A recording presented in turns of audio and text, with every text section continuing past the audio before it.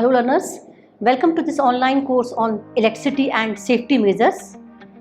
I am Dr. Rakhi Sharma from School of Engineering and Technology, Indira Gandhi National Open University. Learners, in this session we are going to discuss about the components of electrical installations. This is a very important topic. You know that electrical installation, irrespective of whether they are big or small, or whether they are meant for residential, commercial or industrial establishment, must meet certain requirements, and these are the safety of equipment and safety of individual users. Then functional efficiency. This functional efficiency relating to the optimum performance of equipment, operating convenience and ease of maintenance. Then other concern is life expectancy, for ensuring that the installation lasts at least a certain minimum number of years. Then economy such that the cost of installation is minimal while being in conformity with the above requirements and national rules and regulations. So learners, in this session we begin by considering the principal functional blocks which make up a distribution system meant for a residential unit, a commercial establishment or a individual plant. So this will be followed by a description of principal components that are used in such installations, and next we consider at an elementary level the features of electrical installation for residences. In further session, in the next, we will consider the protective measures employed to prevent damage to equipment and danger to individuals. Now let us discuss what are the learning objectives. So after going through this module, you should be able to define functional blocks of electrical installations, describe components used in such installations, then describe features of residential wiring. So let us discuss principal blocks and components of electrical installations. Learners, here we are presenting the block diagrams which are greatly simplified functional diagrams of a type of electrical distribution system or electrical installations which is suitable for a small unit such as residence and larger units such as a commercial establishment or industries. So there are two principal blocks I have represented here. So one is for the small unit such as a residence, and second installation, electrical installation, is for the larger unit for an industry or commercial establishment. You can see in the figure what are the various components. Electrical supply, which is given to the supply equipment, then through feeder it is given to the metering equipment, then there is a panel board and the various branch circuits, and the outlet, through outlet various utilization equipment are connected. So this is in case of the unit such as the residence, and in case of the larger unit, you can see in the blocks here in the block diagram, the supply lines is given to the supply equipment, then through feeder it is given to the switchboard, then from where the equipment can be connected, then through feeder it is given to the panel board, and then utilization equipment can be connected, and then certain outlets are there. So you can see here these are some typical installations, electrical installations have been represented through block diagrams. Now let us discuss one by one each of the component. So first is the supply lines. Supply lines are conductors which extend from the street mains or from transformers to building containing the electrical installation. Then supply equipment are located at the point of entrance of the supply line to a building. or other structure or an area defined in some specific manner to cover the extent of an electrical installation. Supply equipment include a main switch and fuses or a circuit breaker together with association with other associated accessories. Then metering equipment. Then these metering equipment may include energy meters and recorders for measuring the electrical energy consumed together with the watt meters and ammeters as required. Then other block component is the switchboard. The switchboard is a large single panel or assemblage of panels on which there are mounted switches, overcurrent and other protected devices, bus bars and also instrument as needed. Switchboards are normally accessible from both the front and the rear and are generally not intended to be installed in cabinets. While in case of panel board, the panel board consists of a single panel or group of panels designed for assembly into a single unit. So these include the protective equipment such as automatic overcurrent relays together with switches for the control of electrical energy to different branch circuits.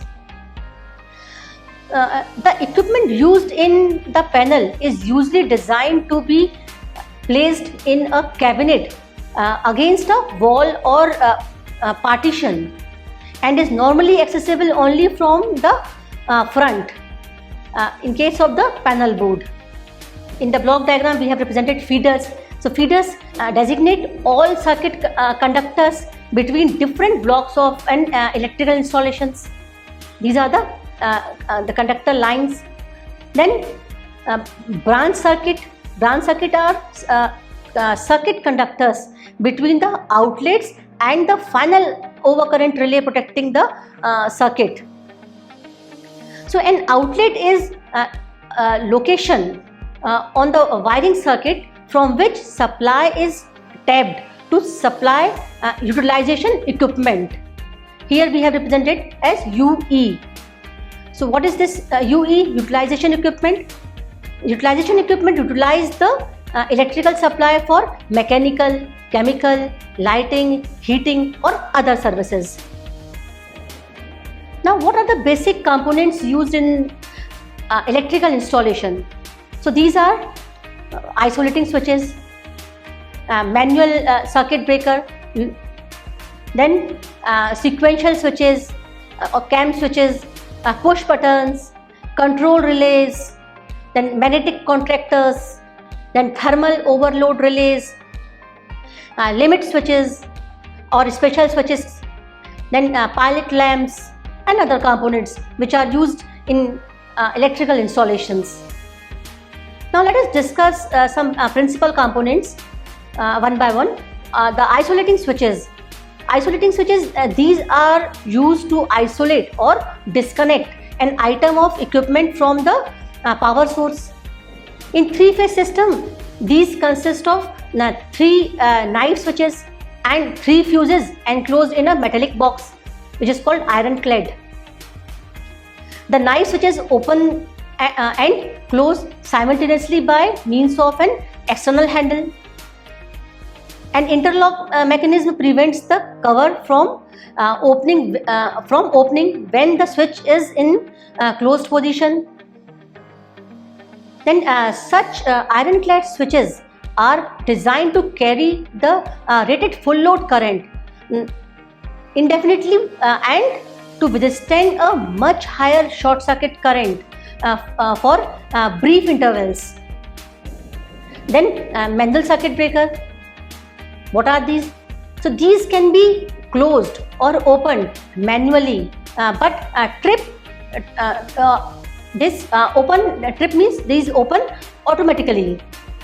So this can be open and closed manually, but the tripping action automatic. So when the current exceeds a predetermined limit, after tripping, circuit breakers can be reset manually. As such, circuit breaker require no fuses, so they are often used in place of isolating switches. Then sequential switches or CAM switches. So these have a group of fixed contacts and equal number of movable contacts. On rotating a handle or knob, the contacts are made to open or close in a predetermined sequence. So this is the sequential switch. Then push buttons. So these are the switches activated by finger pressure. You have seen several push buttons. So two or more contacts open or close when the button is pressed. So these are usually spring loaded so as to return to their normal positions, either normally closed or normally open when the pressure is removed. Now let us discuss what is control relay. So these are electromagnetic switches. These control relays are and which open or close a set of contacts when a relay coil is made to carry current, that means when energized. The coil produces a magnetic field which attracts a movable part, that is armature, carrying the contacts. Such relays are generally used in low power circuit. Then time delay relay belong to this category, but these are designed to operate only after a definite time interval. Then magnetic contactors. What are these magnetic contactors? So these are similar to control relays but are designed to open and close high power circuits of several hundred kilowatts.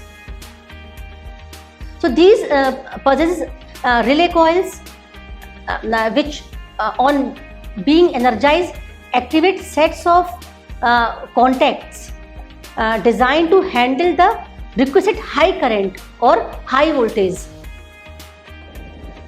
Then thermal overload relays. So these are temperature sensitive devices whose contacts open or close when the current exceeds a preset limit. The current flows through a small heating element which raises the temperature and causes unequal expansion of a bimetallic strip, resulting in the opening or closing of the contacts. Thermal relays introduce a time delay as a temperature cannot follow sudden changes in current. Then limit switches or special switches. These switches are specifically designed to operate when the pressure, temperature, liquid level or position of mechanical part etc. reaches a limiting value. Then pilot lamps. So these indicates the on or off state of component in an electrical installation. You are quite familiar with these. Then other components, these include passive devices like resistor, inductor, capacitor and transformers, and dynamic devices like various motors, generators. Let us discuss the graphic symbol used in electrical diagrams. So here the symbol used in electrical diagrams to represent various electrical and electronic components have been standardized over the years. For a complete listing of such symbols, reference may be made to IS 2032. So in the table or in the next figure, the common graphic symbols used to represent some frequently occurring components are given, and some of these symbols are the ones found in IS and some are those used by various authors in books. So look at this figure, then you will see here the various components represented by some numbers 1, 2, 3, 4. You can see here number 1, this terminal, how we have represented this. So you can see the graphical symbol of these electrical component. Then crossing conductors, how these are represented, the second number. Then in the third, you can see conductor electrically connected together. Then in fourth, symbol is for the group of 3 conductors. Then fifth, you can see here earth connections for the ground connections, which is very familiar symbol. Then sixth is for the lightning arrestor, you can see here. Then seventh symbol is for disconnect switch or separable contacts for the earth. Seventh and eighth you can see here. Then ninth, normally open, NO contact, no contact. Then 10th symbol is for normally closed or NC contact, which is called NC, normally closed contact. Then 11th you can see for the push button for no, and 12th is push button for NC, normally closed. Then 13 symbol you can see for the circuit breaker. The 14 is for the relay coil. You can see how it can be graphically represented. Then 15th is for fuse. 16th is for thermal overload element. So number 17 is for 3-pole switch with fuses. And you can see number 18 for 3-pole circuit breaker with overload relays and separable connections or connectors. Then 19th symbol, at 19th you can see the general symbol for motor, and 20 you can see the general symbol for generator. So these are some common symbols which are found in IS, and some various authors represent these in different books. So then let us discuss residential wiring. So in the figure we have presented a block diagram of electrical installation suitable for residence. So for a residence, this is a typical block diagram. You can see a small unit such as a residence. In India, the electrical supply to residents, commercial establishments and small industries is from a 400 volt, 50 hertz, 3-phase, 4-wire distribution system. So the neutral of the supply is earth. If it is a 4-wire system, then there is a 1-phase, 3-phase wire and 1 neutral, and neutral of the supply is earth. The line of neutral voltage is approximately 230 volt, 230 volts in the single phase. So for a household where the connected load is small, of the order of a few kilowatts, a single phase supply of 230 volt, a line to neutral supply is given. When the connected load is larger, a 3-phase supply is given. The load being sectionalized, each section having only a single phase supply. In multi-story residential buildings and for small industries, the 3-phase supply permits to use of 3-phase pump set and motors.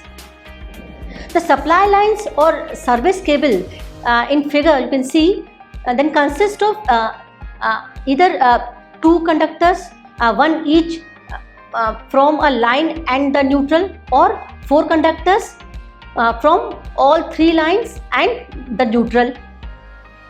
The wires from the 3-phase lines are connected through reliable service fuse. So that means it is connected through reliable service fuse to the building, whereas the neutral is taken directly. So in case of the single phase supply, there is only 1 line and 1 service fuse.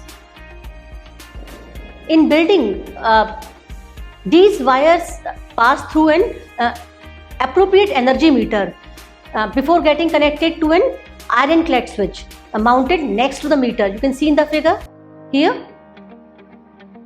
The service conductors from the lines and neutral, the service fuses and the energy meters are the property of the electrical supply authority.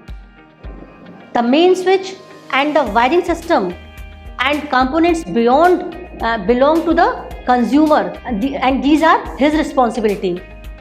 The outlet terminals of main switch are connected to bus bars in distribution board.